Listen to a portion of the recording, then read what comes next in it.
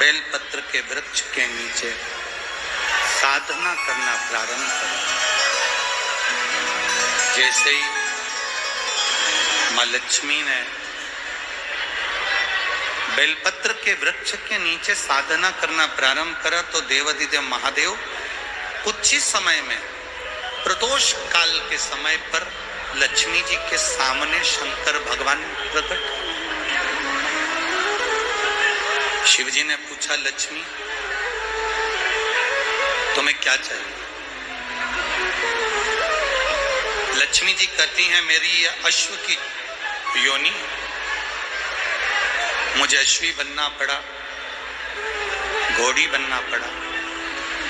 इस अश्व की योनि से मैं मुक्त हूं,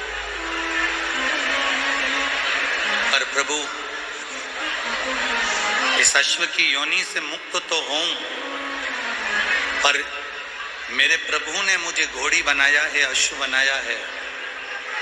मैं चाहती हूं मेरे नारायण मुझे इसी घोड़ी की योनि में, अश्वी की योनि में प्राप्त कर। इस घोड़ी की योनि में, इस अश्वी की योनि में मेरे स्वामी, मेरे नारायण मुझे प्राप्त। ठीक है, भगवान भोलेनाथ जी ने कहा, आप चिंता ना करें, जिस प्रदोष काल में आप बेलपत्री के वृक्ष के नीचे आती हो,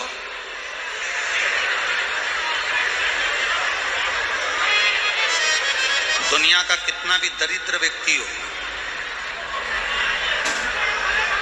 चाहे दुनिया का कोई व्यक्ति ऐसा हो जिसका कभी व्यापार चलता ही नहीं हो, उसने 50 बार बदल के देख लिया, फैक्ट्री चली नहीं रही, जिस काम को करने के लिए जाते हैं वो काम टल जाता है, आज की जगह कल, कल की जगह परसों, परसों की जगह नरसों, काम होता ही नहीं। बेटा बेटी का संबंध करने जा रहे हैं पर हो ही नहीं रहा।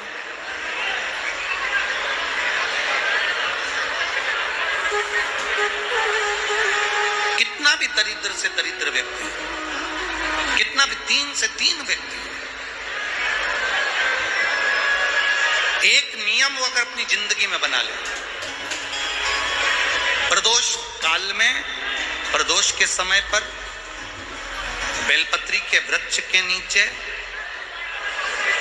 एक बार जाकर नमन करना और प्रदोष काल में शंकर भगवान के मंदिर में दिया लगाना, ये दो चीजें अगर वो 3 महीना भी लगातार कर ले तो उसके जीवन में कभी कोई समस्या आ ही नहीं सकती, कोई दुख आ ही नहीं सकता। एक नियम बना, जैसे जिस नारी को, जिस पुरुष को, जिस बच्चे को, जिस बड़े को चर्म रोग हो जाता है, चमड़ी सफेद पड़ने लगती है, जब चमड़ी सफेद पड़ने लगती है, चर्म रोग जैसा जब हो जाता है या चर्म रोग उसको घेरने लगता है, चमड़ी जब सफेद पड़ने लगे या चमड़ी काली पड़ने लगे या चर्म रोग, सोराइसिस जैसी बीमारी तक के लिए है,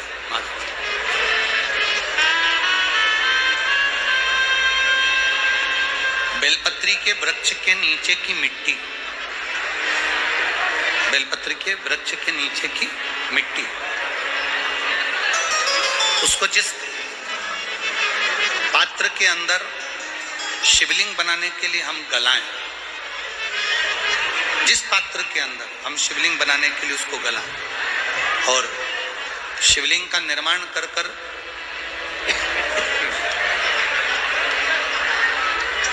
हम बेलपत्री के वृक्ष के नीचे उसका पूजन करें, उसका विसर्जन करें। और बेलपत्री के नीचे की जो मिट्टी है, जिस पात्र में गलाई जाती है, उस पात्र के पानी का स्नान, उस मिट्टी का थोड़ा सा भाग अपने शरीर पर लगाकर, जहां सफेद चमड़ी हो रही हो या श्वेत चमड़ी हो रही हो, वहां लगाकर और उसका स्नान करना यदि हम प्रारंभ करें। परंतु प्रदोष जैसे अपन शंकर भगवान के मंदिर जाते हैं, दर्शन करते हैं, पूजन करते हैं, उसी तरह बेलपत्री के वृक्ष के नीचे की मिट्टी को गलाकर हम शिवलिंग का निर्माण करते हैं। स्नान करना या शरीर पे लगाने के साथ में सबसे ज्यादा जरूरी है शंकर भगवान के उस शिवलिंग की पूजन करना, पार्थिव लिंग की पूजन करना। लगभग 2 शिवरात्रि निकलेगी महीने की, और बाबा जहां जहां से चमड़ी सफेद हो रही होगी वहां वहां से धीरे धीरे बाबा अपने असली रंग को देना प्रारंभ कर देता है। इतना बेलपत्री के वृक्ष की पार्थिव लिंग निर्माण और पूजन की उस मिट्टी का इतना वर्णन हमारे शास्त्र करते हैं, इतना वर्णन।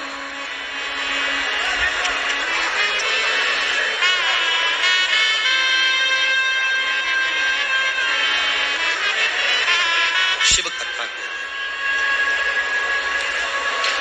शिव महापुराण की कथा वर्णन कर रहे हैं। स्वयं भगवान देवादिदेव महादेव ने नारायण से जाकर प्रार्थना की। स्वयं भगवान शंभु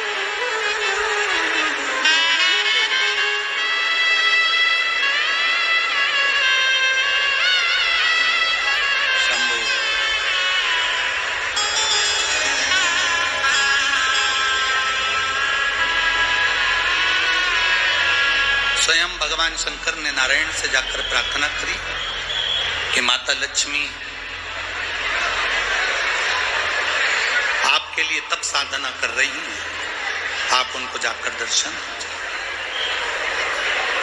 भगवान नारायण शिव जी के कहने पर जाने लगे। भगवान शंकर के कहने पर भगवान नारायण जाने लगे, पर भगवान शिव जी ने भगवान नारायण को रोका, और भगवान शिव जी ने नारायण को रोककर कहा, प्रभु रुको, मेरा निवेदन केवल इतना सा है, जैसे माता लक्ष्मी घोड़ी बनकर, अश्वी बनकर पृथ्वी पर गई हैं, आप अश्व बनकर पृथ्वी पर जाकर लक्ष्मी को लेकर। भगवान स्वयं नारायण अश्व बनकर पृथ्वी पर जाते हैं और लक्ष्मी जी को लेकर आते हैं। शिव महापुराण की कथा कहती है, भगवान शंकर का संवाद कहता है, स्वयं नारायण और स्वयं माता लक्ष्मी बेलपत्री के वृक्ष के नीचे विराजमान शिवलिंग का पूजन करते हैं और बेलपत्र की परिक्रमा करते हैं। जैसे ही उन्होंने बेलपत्र की परिक्रमा करी, शंकर भगवान वहां सम्मुख में जब आते हैं तो नारायण और लक्ष्मी जी भी अश्व की योनि से छूट जाती हैं और नारायण भी अश्व योनि को त्याग कर नारायण लक्ष्मी बनकर वैकुंठ का निवास करने लगते हैं। स्वयं